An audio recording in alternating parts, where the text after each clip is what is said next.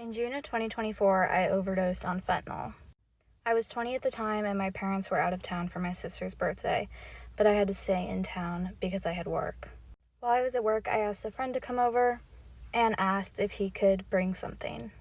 Looking back now, I never asked specifically what he should bring, and I never asked specifically what I was using. I do know, though, even if I was aware that I was just using pure fentanyl, I still would have done it. He came over to my house. We did my usual thing. I was walking around. I was fine. It did feel different to what I thought it was. I thought it was something that starts with an H, but it was not. The last thing I remember before I blacked out was saying, I'm just gonna close my eyes now. Next thing I knew, I woke up on the floor. He was at my feet, and there were two paramedics at my head. My state that I live in thankfully has laws that protect people who are also using to not be prosecuted if they report an overdose and stay at the scene. The guy I was with also had 1 dose of Narcan with him. He gave the 1 dose of Narcan to me and called 911.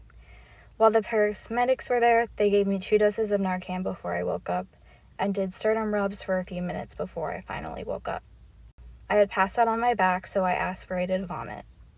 Because of the aspiration, I ended up in the hospital for a few days with aspiration pneumonia and was having a really hard time breathing, and my oxygen was in the 70s for those 3 days. For the next month, I kept coughing so hard that I would piss myself. The paramedics put me in the ambulance, and 3 separate families of my neighbors were outside because it was the middle of the night. Obviously, the sirens were on, and they were wondering what was wrong. The paramedics told them that I was diabetic because at the time they had taken my blood sugar and it was over 200. I didn't know this at the time, but I was pre-diabetic due to an antipsychotic I was on that made me gain a lot of weight really fast. When I got to the hospital, they gave me 2 more doses of Narcan, so in total I had 5 doses of Narcan. That's when the hospital told me that I had only ingested fentanyl and nothing else. My parents are my medical guardians, but the hospital did not call them directly. My parents only knew I was at the hospital because of Life 360.